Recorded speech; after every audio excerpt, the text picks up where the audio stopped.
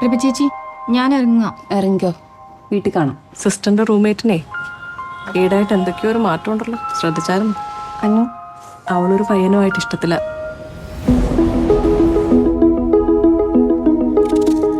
ഇത് പ്രഭേച്ചിക്കാണല്ലോ, made in Germany. പ്രഭേച്ചിയുടെ ഹസ്ബൻഡ് അവിടെയല്ലേ?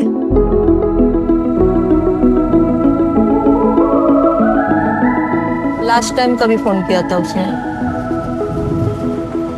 1 साल से ऊपर हो गया.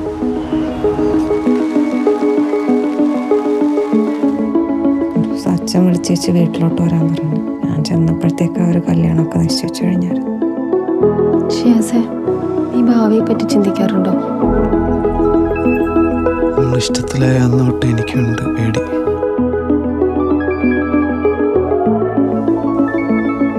ഒട്ടും അറിയാത്ത ഒരാളെ എങ്ങനെ കല്യാണം കഴിക്കുക?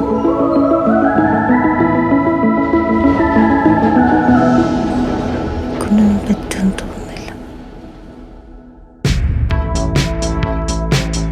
അതിനെൻ്റെ മോനെ രാത്രി വരെ കാത്തിരിക്കേണ്ടി വരും.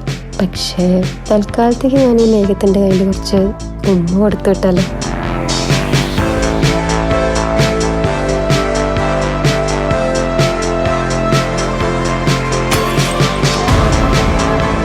ഒരു 15 വർഷമൊക്കെ കഴിഞ്ഞ് എൻ്റെ ലൈഫ് എങ്ങനെയായിരിക്കും അങ്ങനെയൊക്കെ. പക്ഷെ ഇപ്പം എന്തോ ഫ്യൂച്ചറിനൊട്ടും പ്രിപ്പയർഡ് അല്ലാത്ത പോലെ.